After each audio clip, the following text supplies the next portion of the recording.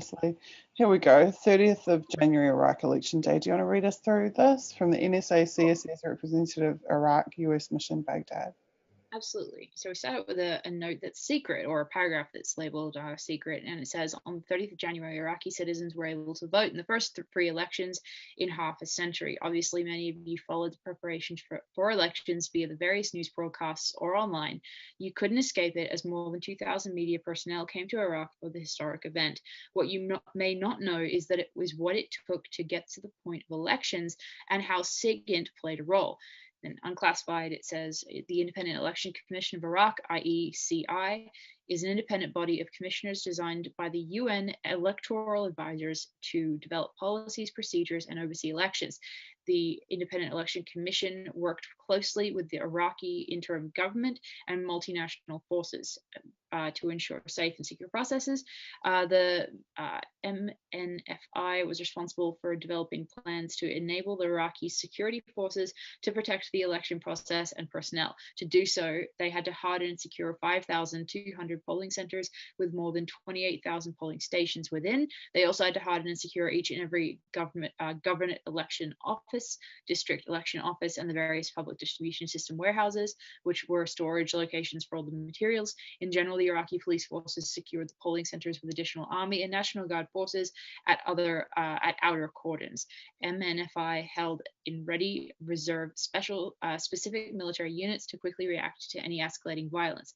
Then another secret paragraph that says, to ensure voter safety, MNFI recommended to the IIG several security measures for adoption. The IIG implemented vehicle restrictions and banned vehicle use near polling centers. The IIG also closed the Baghdad International Airport from the 29th to 30th of January, and a curfew was put into place. The airport was not closed due to security threats. Closure allowed MNFI and Iraqi security forces to redeploy to assist in election security.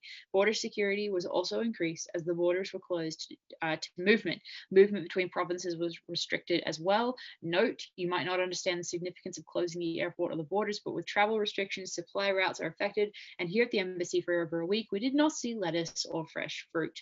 And then unclassified, Iraqis from Abu Ghraib were walking towards polling centers. Obviously, that was a subtitle to a picture. And then it goes on, which all of these paragraphs are labeled secret, and it says, while safety and security of the polling centers and processes were critical, the logistics of providing election materials to each and every polling center around the country was just as critical. More than 36 wide-body cargo jets carried ballot materials from manufacturers in North America and China into Iraq.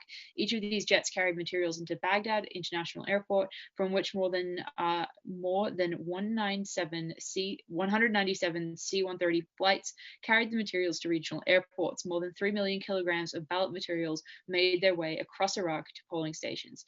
And then again, it's secret. It says, every morning during General Casey's battle update, election activities and trends throughout the multinational divisions were briefed. While a very small number of problems occurred on election day, as a few polling centers ran out of ballots or did not receive them in time, a ready reserve pushed the materials where needed. There were a few controversies where polling centers could not open due to security concerns, but the IECI, MNFI, and ISF worked hard to provide a resolution throughout the day. Election day signaled the infant steps of a democracy as we know it in the US, as candidates and political parties allege improprieties and put forth formal challenges to the process.